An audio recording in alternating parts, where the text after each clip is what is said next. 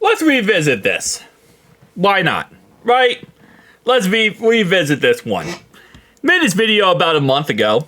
Actually, a month ago exactly. What day exactly was this? October 7th, and it's December 5th. So, technically, it's actually 2 months ago. I don't know why YouTube says a month ago. It's about to be 2 months ago at this point. That's fun. Anyway, BJ Hill says, what ails the Bengals defense is entirely fixable. He also claims in this that this issue is a small and fixable issue. Again, this was 2 months ago. Okay, this is October 7th. Let's check out what happened since BJ Hill's comments. This is, and again, I'm not doing this video to trash on BJ Hill, because I do love BJ Hill, and I'm so happy we have him. My point of this video is we can't just say stuff to the media just to get fans all happy and excited, because what we're doing is we're not getting to the root problem. We're not fixing the root problem. And when you got players like BJ Hill saying this, Jermaine Pratt saying, tackling is not a problem, you're never going to get it fixed, okay? We need our captains, our leaders like BJ Hill, like Jermaine Pratt to say this is unacceptable. This is wrong. We are not going to accept this anymore. And not just give us a cookie cutter response of, oh, don't worry, everything's good. Instead, we're going to accept, we're going to move forward and fix the problems, right? And that's really the biggest issue. And I just realized, why did they give me the 20... Wait, hold up. Am I stupid here? Cowboy... Yes, that's the Steelers. Oh, okay, I went back too far. My bad, okay. October 7th, this was right after we lost to the Ravens the first time, okay? This is when he said this. After our defense was absolutely annihilated. Defense was somewhat annihilated here. Completely annihilated here. We actually had pretty good defense in this game. This game, and actually now looking back, the Chiefs just absolutely suck on offense. We thought the defense was good, but the Chiefs just suck on offense.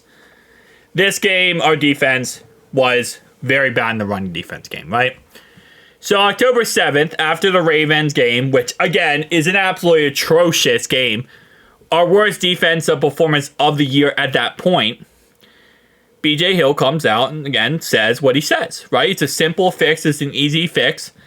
It's not a fix that is going to take that much. We then proceed to play the Giants. Our defense did look good. I give him credit. It did look good. Then we played the Brownies. Our defense looked good. And then we lost it. 24, well, one was a pick six, obviously. Yoshi didn't block for whatever reason.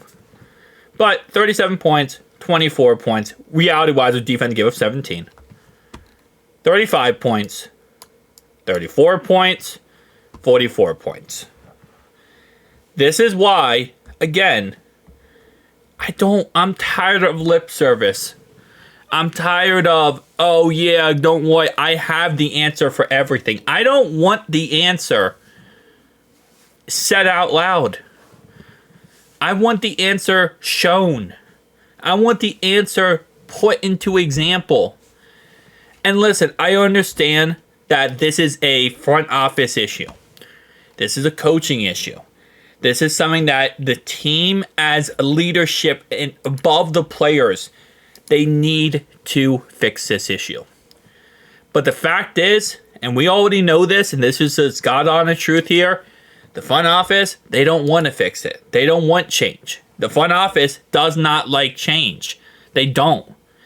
And if that's the case, then as the leaders of this team, the veterans, BJ Hill, Jermaine Pratt, Von Bell, all you guys, Joe Burrow especially, because Joe is making the most money. And, the one thing that Mike Brown loves more than anything in his life is money.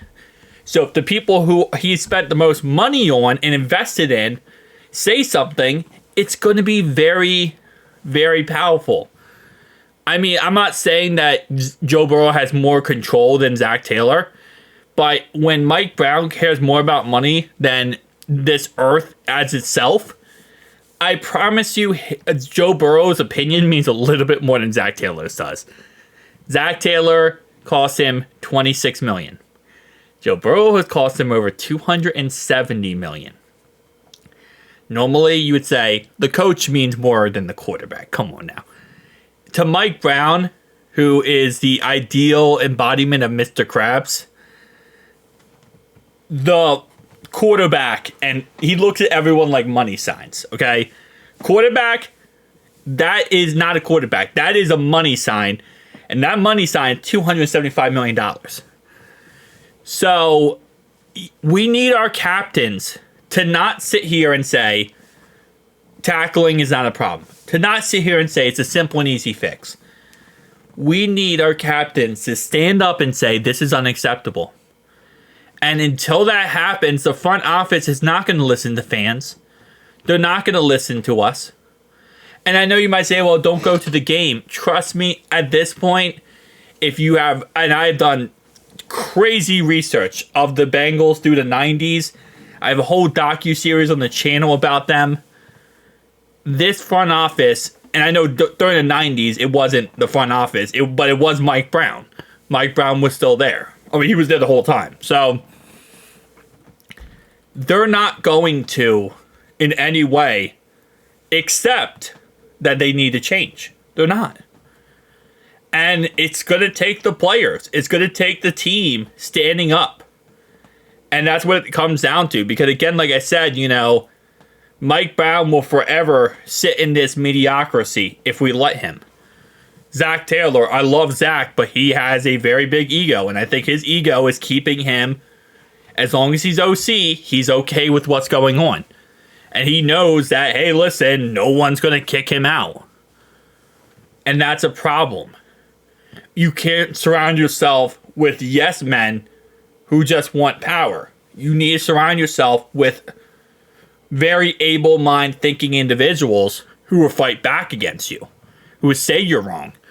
This is the problem with Jerry Jones, and the situation with Jerry Jones is, you know, he wants everyone to just say, yes, Jerry, you're so smart, Jerry, you're the smartest guy ever, Jerry. We agree with you. And when Jimmy Johnson fought back against that, he fired him. He fired him because he said no. He said, I don't care if Jimmy Johnson gives me rings. I don't want someone who tells me no. And this is when you have this level of mediocrity, right? And this is why the Cowboys, for example, haven't been to a Super Bowl since 1996. Hasn't been to a championship since 1996 as well. And we're getting in that perspective, in that mold, if we don't fix things, right? And I say that, but I mean, you look at us, we haven't been to a Super Bowl other than 2020, which again, 2022, excuse me, 2021, 2022. We haven't been there since, 1988. And it's because of the fact, again, the mediocrity. It's the refusing to change. And something has to give eventually. I said it before and I'll say it again, the lease goes up on 2026 for this team. Paycor Stadium's lease is 2026. I know Mike Brown has been very adamant. He wants taxpayers, myself included, because I do live in Dayton, to pay for Paycor Stadium.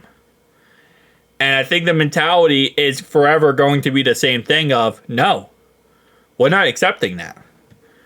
Because either you commit to winning or we're not paying. And that's just the fact of the matter is. We're now at a crossroads. You commit to fixing this problem and you commit to the change, or we're not paying for you.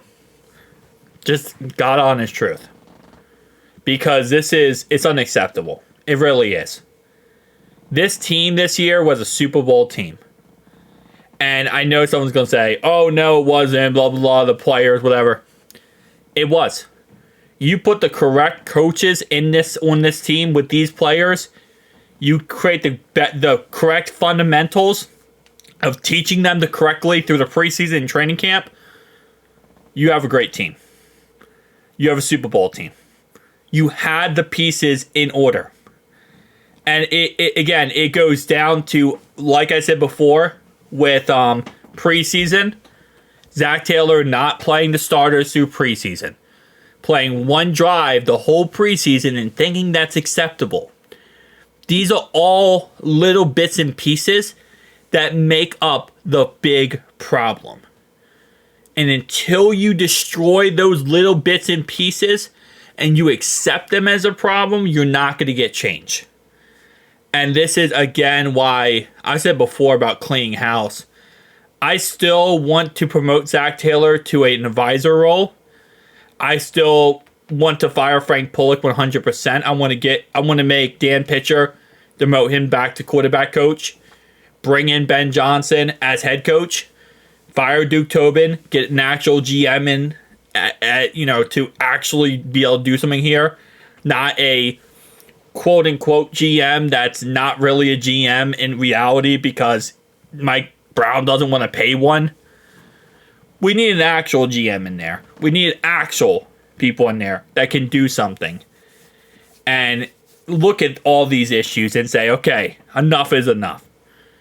Because they're worried about their job. They're scared of losing their job. And they want to help this city win. Because this is the closest we have been to that Lombardi in this Bengals history outside of, again, the 80s. And it's sad because it's being pissed away. Anyway, tell me down below your thoughts and opinions. See you guys next one. Who